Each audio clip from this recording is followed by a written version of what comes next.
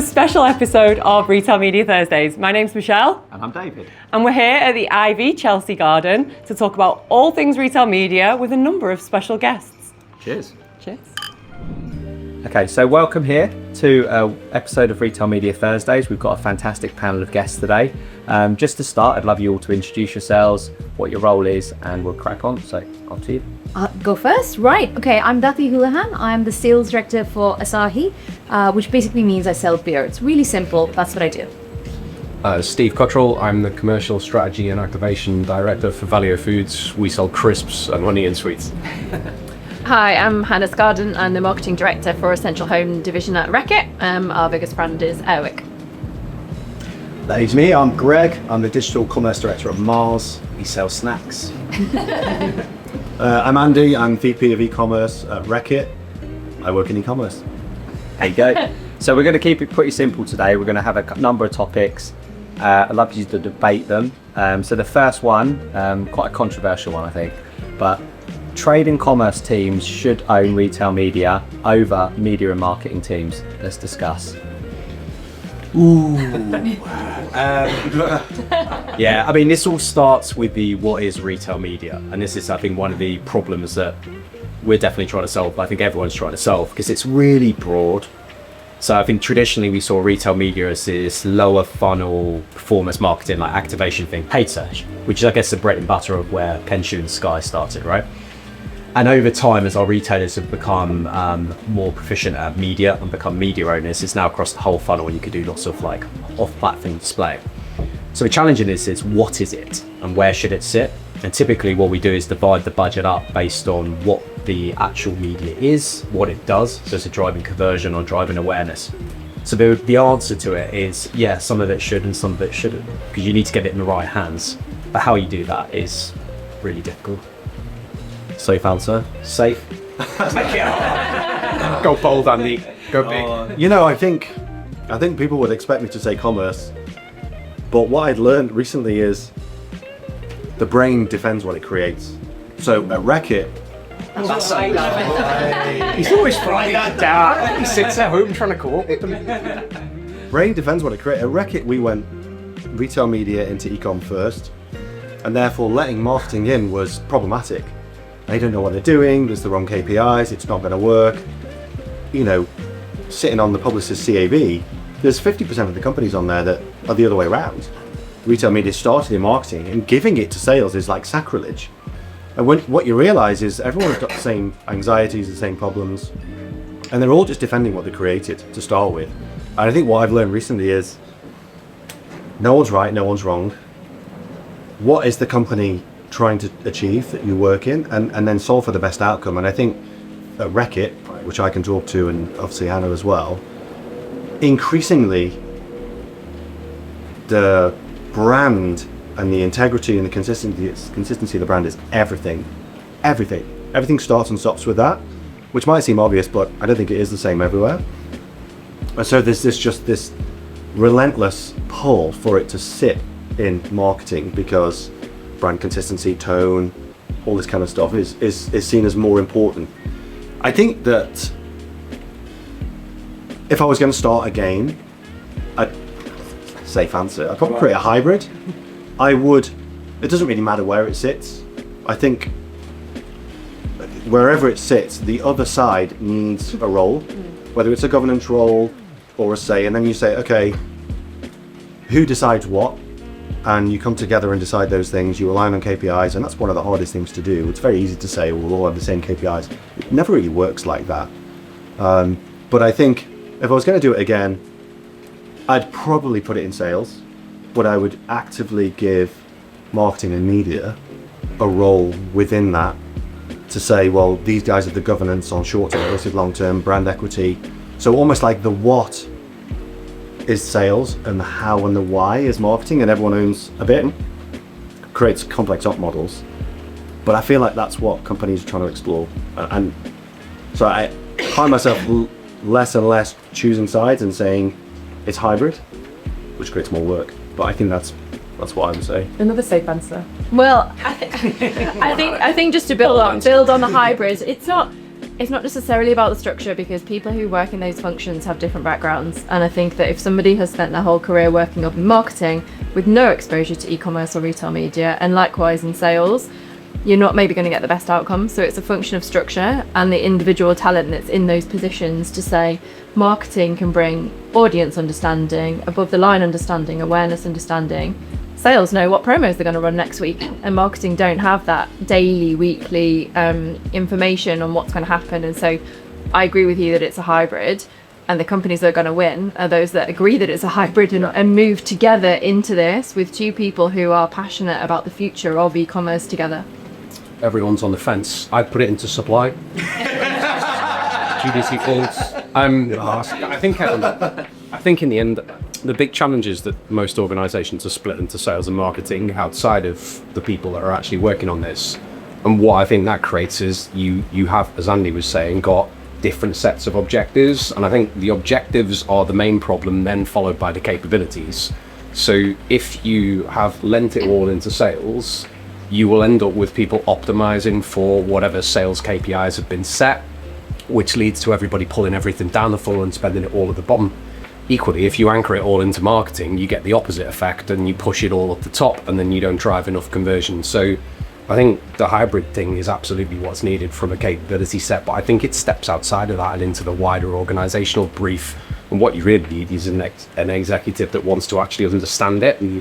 But I think it's difficult for executives to understand it, and I think it might not really do that well until people who've lived through it have evolved out of it. I agree with you, and I think a hybrid, we're pretty much all agree that hybrid's the way to go. I think it also depends what's the organization you're talking about, what is the retail media you're actually talking about, right? Because if you're talking about Tesco with a heavily evolved retail media environment, that's very different from, for instance, a Stonegate pub with Mixer, where you've got now screens in outlet, right? And the jobs that they're doing are very, very different, but it's also how those organizations look at retail media and whether it is a way of getting more cash out of a supplier or whether it's a genuine connected journey for that consumer, and whether they're interested in playing well together even at that point of who you're selling to and how that organization is interacting with a supplier, right? And that's quite different depending on which retailer you're talking about, what retail media you're talking about. That retail media definition as well, leading on from what you said, Dance, that's, we assume immediately it's on a platform, it's a digital platform. But at that point as well, it's now bled into these store physical environments where it's this kind of like new space because of the monetization of the retailers. So again, it bleeds into this kind of like area where we often have challenges where we talk about our retail media managers, but I don't touch the stuff in store. It's only on a computer or on a mobile device, which is again way too narrow. But the big bit that we use this word like provocate. The big bit that I think it's obvious when you've worked in a digital role and got an experience is you have a breadth of perspective of both ways. And one of the challenges, which I like the point you made, Steve, about living through it, is most people didn't have that opportunity who are in decision-making roles, didn't have the opportunity to do a digital role because either didn't exist or it was this weird niche where you had like a specialist come and do it. And we talk a lot about everything, but about this, we talk a lot about like media has always been a supporting role in an FMCG company, but now you're kind of one of the most important people because you will be one of a few people that can see the whole end to end, but you've always played maybe a role secondary to sales and marketing. So it's just really bizarre watching the departments internally where like digital technologies, the people that power the IT structure, and how just like really important. They're like a primary player. This is why you see chief technology officers, but they're not used to playing that role. They're used to listening to the sales director and the marketing director. So that's another like awkward truth of it around maybe the experiences people have picked up. And I like that point. And once there's enough people that have seen it, because my graduates don't have this issue. Like the younger generations of experience that don't find this difficult, but the senior executives and the middle managers find it very difficult because you're making decisions without your own knowledge. And they're the ones making the choices in Correct, terms of things like structure, in terms of things like budgets, right? And where in the P&L it sits as well. So that's a real problem. But I think it is one that just time will fix. Yeah, But that is a problem on the where it sits in the P&L. Yeah. So Amazon is quite often very different to a traditional retailer on where it sits in the P&L, and therefore then which department ends up with not necessarily the responsibility to do the work, but the accountability as to signing off, to your point, for KPIs or how it's going to be spent. I think from an FMCG perspective, the pace of change is a real challenge, and it is the blind leading the blind in a lot of spaces. So a lot of these retail media outlets, particularly on the grocery side, Amazon's a lot more digitally native. It knows what it's doing and why it's doing and how it's trying to do it. Grocery retailers globally are mostly full of people who've been hired in from ad agencies, whose primary role is to sell as much ad content as possible, don't necessarily understand what the brand is trying to do, what it's trying to achieve, where it's trying to spend its money. And often, particularly if that spend is coming out of salespeople, that then yields an output where person A is giving person B a big chunk of change that they then spend on ad inventory that completely doesn't work, which erodes all trust. And then you end up in this, massively negative cycle around it. And I think it's very difficult for anybody to solve. I think it's easy to look at it and go, well, 15 years time, people will have maybe had the opportunity to navigate around. But in the short term, I think the only way of doing a really good job is to over-resource it. So you've stacked in capabilities from multiple groups of people, and all the people that I encountered who were doing a better job with it, like Woolworths in Australia or whatever, were all ones that had, if you like, attached multidisciplinary groups of people to trying to solve the problem of how you actually use it to achieve things, rather than just take dollars, if you want, off suppliers. Do you see this sort of flip-flopping and anxieties come through when you're talking to suppliers? Yeah, well, I was going to say the thing we see more of is we're getting more and more RFPs from a brand that are connecting the commerce and the retail media as one channel, let's call it. So we're definitely seeing it in that sense, I think. I know, Michelle, what you're seeing as well, but you've done some research on a few bits that recently. Yeah, because the sales departments there aren't used to working with agencies. So this is a good example, right? Like of the agency was almost can act as the glue. And for marketing, that feels really common, but for a sales team, that's really uncommon. You wouldn't use an agency to buy media through a retailer. Like we didn't buy for a long time at Reckitt, we didn't buy media through an agency, right? Yeah. And so then the question is, do you use an agency maybe as someone to help connect these challenges? Or is that over engineering it because you're defending what you know, which was like your comment on like, we'll stick an agency in there to try and like broker this teams. And I think that a lot of the time it sits in the middle as well though, right? Like, so trade marketing functions, commercial strategy and planning functions, cap dev functions, they all sort of sit in that messy middle between sales and marketing, because you want them to be able to speak both languages. And if you do that, actually, then you are bringing through multidisciplinary experts, or people who can grow alongside the evolution of the technology. I think one thing we're seeing within these RFPs, so as I say, we're seeing like the commerce and retail media come together. The hard thing when we're answering one of these RFPs is who holds the more power. Yeah. Like, is this a decision based on the retail media side, or is it really around the commerce and more commerce ops and the other areas? And we don't have the answer. So we're having to really delve in deep and try and find out what's the sway here. Is it 75% of the decision is in this team and then 25 the other, or is it equal? Who holds that kind of control? And It's quite complex for us. If we do leave it separate for external partners, it does remove clarity. But I also think if we leave it on its own within an organization, in only an e-commerce team with no inputs from sales and marketing, how do we create the leaders of the future that are going to help us get to this point where we can have a collaborative structure? Because if only very few people in the organization know how it works and know how to do it, we're never going to evolve that, and these people are going to be unicorns. And they also, like, as an individual, you will, no matter how capable you are, you will only ever know so much. And the more you're zeroed in on what you're doing, the blinder you are to everything else going on around you as well. So I think that is the biggest challenge, that it bottlenecks many places. And your experience there is lightly driven by the fact that there is no answer to that question. Every individual organization that you go to has probably got a different stack of people that are in charge, a different set of sources of budgets. We were doing, sort of back a few years ago, we were doing campaigns that were funded from like 3 different or 4 different pots. If you like going into places like Walmart and it's coming out of 4 different budget holders, and all these budget holders have got different KPIs. So they're all, if you like, totally differently invested in which ad inventory they'd want purchased with this money. And so you end up in this position where you like driving the retailer nuts, because you go 60% there and then someone's like, no, I'm not happy with that. And then it all just stalls and it goes back the other way. This yields the behavior from the retailer, which is much more forcing, right?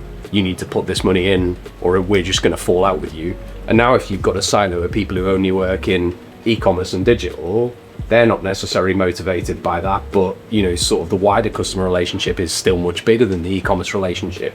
So it becomes a forcing point. So now all the money's got to go in, but you're not trading all the variables. If you go back, if someone was pressuring you about, sort of spend money on dunnhumby in store, you could go back to Tesco and go, sort of, well, okay, we'll spend money on dunnhumby in store, but I want this, this and this. And you could build a sensible set of stuff that made it work for both of you. If you're confined in any area, I only operate on ad inventory, I only operate on e-commerce, I only operate on this, it's much harder to find a solution that works for both sides, I think.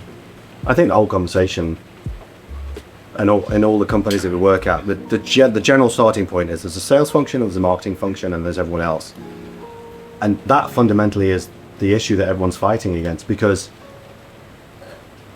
this hybrid model, or however you decide to do it, like when you start to give ambiguity of ownership, even if that's not the intent, that's when performance falls over. And countless times I've spoken to leaders across Reckitt, and the most common thing I hear is, I can't get a straight answer. I can't get a straight answer. No one's right or wrong. Everyone's just got variations of the same story that works for them. And so I feel like actually the company who's going to choose to be brave and say, actually, maybe we're not going to solve for sales and marketing, and we are just going to embrace the new world of commerce, which is all these things put together, is probably the one that's going to nod your head, which takes someone pretty bold and someone senior to say, well, this is what we're going to do. And there is no sales and marketing. We're one team. It's automatically people will still try and solve for the old construct of, well, you're sales and I'm marketing and I'm trade, and therefore these are my KPIs, how can we work together? But even that is the wrong starting point. So I think it just needs a big moment of change. And I don't know what, 10 years ago, one of our top 50 customers sold retail media. Now they all do, all of them. What does that mean? And to Steve's point, the person who sat at the front line with the customer at the selling interface is told, you must buy this, or this is the best thing you've ever seen, therefore you should buy it. But that 99 times out of 100 isn't true. So you need an impartial voice to objectively assess, well, what is the landscape that I'm working in? And that's what, again, it just comes back to this specialist and generalist.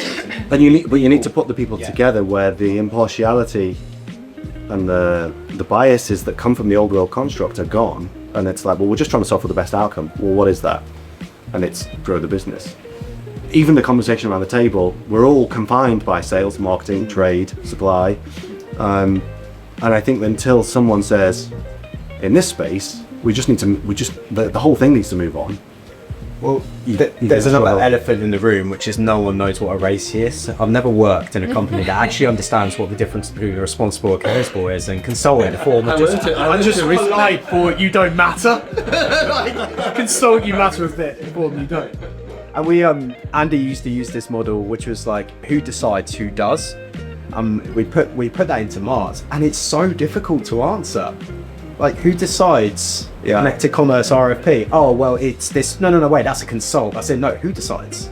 And trying to pin it on the leader. And like you said, the courageous leaders tend to be very good at kind of being like, I'll decide this and own every bit of this. And really great teams are willing to let go of maybe control and power to let someone else decide, and they will do. And that's what any great relationship is, right? Like trust, communication. But honestly, races, we sit there, I don't know what this means. What does it mean? If you're responsible, then think of it. Cleverest men I know. This is going to be good.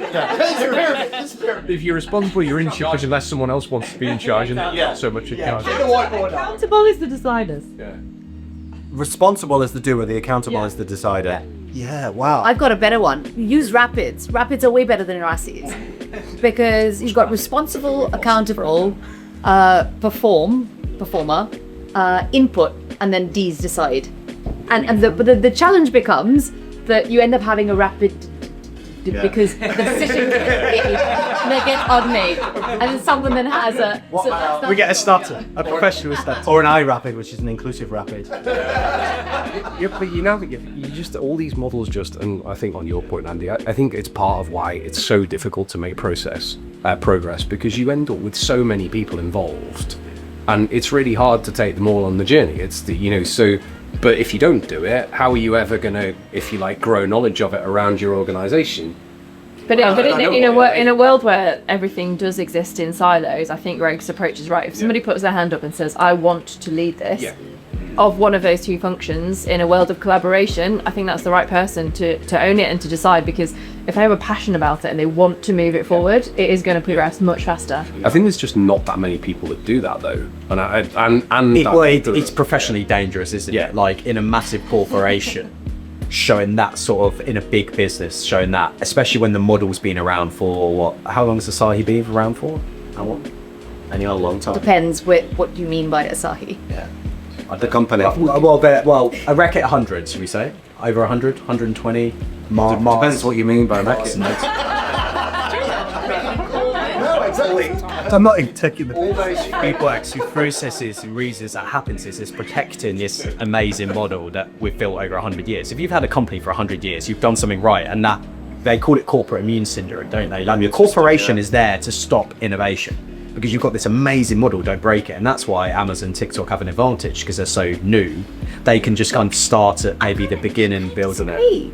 So the reason why, Andy's saying, what do you mean by Reckitt? What do you mean by Asahi? Is because organizations do evolve, right? And they're not the same organizations as they were. Brands are old, and I think people say don't break the brand, but I think the actual organizational model is constantly evolving. I mean, Reckitt, for instance, has evolved so much, right? Between merger, new business units, powers of one, etc. Like, it's just changed so much. It is a dynamic beast. It's the pace of that's shifted though, right? The pace of that evolution has accelerated past the organisation's ability to go with it. Is that our bias as in our careers? Do you think it's always felt that way, or is it a genuine thing? No, I genuinely think it has. I mean, I think you go back, you just like anchor back to the topic a bit. Like, I sat with quite a lot of people retail side who did not actually know where their own ad inventory was served on their own platform. So they're selling it to you, but they can't actually define, if you like, what you're going to get when you buy it, who's going to see it, what levels of controls it's in, even know what they're selling to you. And I think when you look at, we used to run around telling people that like grocery retail model had been evolving for 50 years, if you want, and e-commerce had been evolving for 5 years. And I think that was very true, is that I do think that all of this is quite new. It's capable of going very fast because it's digital, so it can do everything instantaneously, but the people are not necessarily very capable of going very fast. And they're also much more uncomfortable because they can't lean on their own experience set. And, on the point of tech, like guys that work in tech and lead tech, like everything they knew 5 years ago is obsolete. If you want, one of the things that was always comforting, I think, if you were a commercial leader, is everything you knew 20 years ago is just as relevant today as it was yesterday. And now comes this problem, and that problem is going to make you obsolete, and you're afraid of it. If you're in that position, you've spent all this time building experience and building knowledge, and that knowledge makes you valuable, and this comes along and it threatens you because now someone else is faster than you and they've got more knowledge in that space than you do.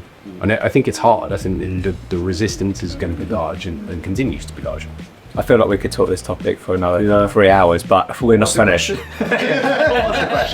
Rapid. Well, actually, it's actually not the responsible accountable. I think it's recommend, agree, decide. I've just been thinking about that shit. You can look it up while the rest of the conversations go. Well, Michelle, why don't you ask the next question so we can move? You can cut this bit, but do you know what? We're definitely not putting this bit now. No, there's just the beauty of the who does, who decides model, which is why it works at Amazon and TikTok, but maybe not. I'm so with you. I ignore the rest of racing.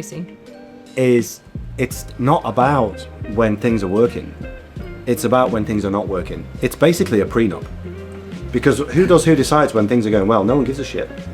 But who does, who decides when things aren't going well? That's when it really comes to life, and that's when the power kicks in. So at Amazon, it's the leadership principles. You can debate all day long about anything you want, or you've experienced it as a buy. But when you come to a fork in the road, you just look at the leadership principle, and that wins. So with the who does, who decides, where it works is when everyone puts their ego to one side and says, well, the who decides prenup says this, therefore thanks for your input, thank you for your interest, we're going to go this way. So when it doesn't work, and it often doesn't work, is when people can't put aside ego, or they won't subsede responsibility, and their ego can't take it. So when it works well is when people appreciate and accept what who decides means. But most of the time, and the rapid model you said is a rapid you put a decision forward and there's always someone to challenge it. And if you can get to a place where people trust each other enough around the table, where the decide is an actual decide, it actually doesn't matter if it's right or wrong. What's important is that everyone goes with it. Yeah. And again, And I've taken that approach as well. Instead of actually changing the terminology, I just deleted the C and the I. And I just kept the R and the E, because everybody likes racing. So I just deleted those columns. I don't want you to even fill those in. Just do these two, and this is what they mean. yeah, and simplify. Thank you all so much. It's been so much fun to chat to you. I'm sure it's going to feel like a fly on the wall for most people listening to this. I'm sure they're going to really enjoy the conversation. So appreciate all of your time. Like, there is a part of shopping which isn't just about convenience, it's about the enjoyment of it. Is that not still a thing?